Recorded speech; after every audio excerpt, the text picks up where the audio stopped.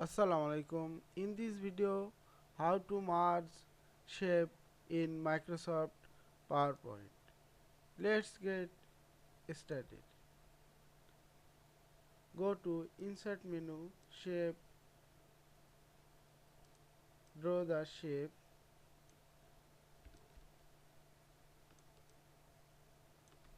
and select the multiple shape. Go to Shape Format and click the Merge Shapes, Union, Combine, Fragment, Intersect and Subtract.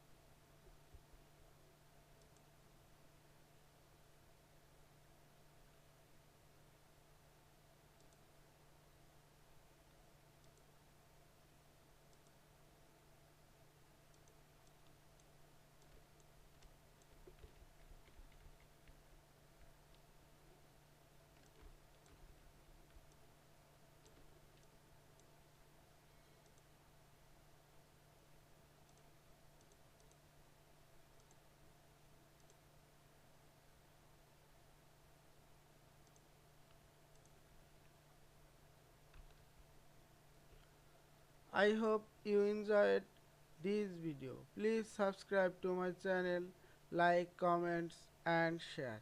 Thanks for watching.